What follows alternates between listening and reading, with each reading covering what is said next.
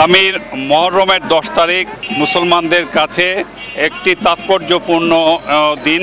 এই দিনটিকে আশুরাও বলা হয়।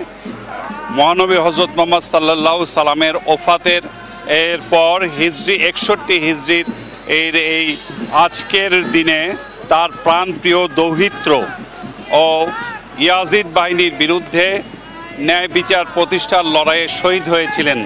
সেই দিনটিকে স্মরণ করে রাজধানীর হোসেনি দালান থেকে যে শোভাযাত্রা বেরিয়েছে আমরা দেখতে পাচ্ছি। এই যে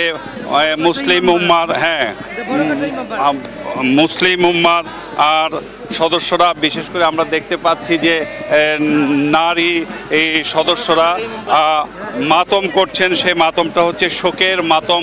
মহানবীর হযরত মুহাম্মদ সাল্লাল্লাহু সাল্লামের প্রাণপ্রিয় দৌহিত্রকে স্মরণ করে, সেই দিনের ঘটনাকে স্মরণ করে শোকের মাতম করছেন। এই শোভাযাত্রাটি বেরিয়েছে বড়কাট্টা ইমামবাড়া থেকে এবং এটি আজিমপুর হয়ে নিউ মার্কেটের সামনে দিয়ে এটি যাবে জিগাতলায় যাবে। এবং এই উপলক্ষে, আশুরার শোভাযাত্রা উপলক্ষে পুরো এলাকার নিরাপত্তা ব্যবস্থা জোরদার করা হয়েছে। সামনে, পিছনে এবং আশেপাশে প্রচুর আইনশৃঙ্খলা বাহিনীর সদস্য মোতায়েন করা হয়েছে।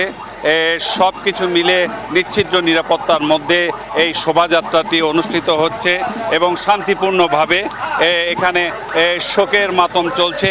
হাই হোসেন বলে একটি এই শোক মিছিলে সবাই অংশগ্রহণ করছেন এবং সেদিনের সেই শোককে স্মরণ করছেন এবং শোককে যেন শক্তিতে পরিণত করা যায় সেই রকম একটি প্রেরণা নিয়ে তারা আগামী দিনের দিকে এগিয়ে যাবেন।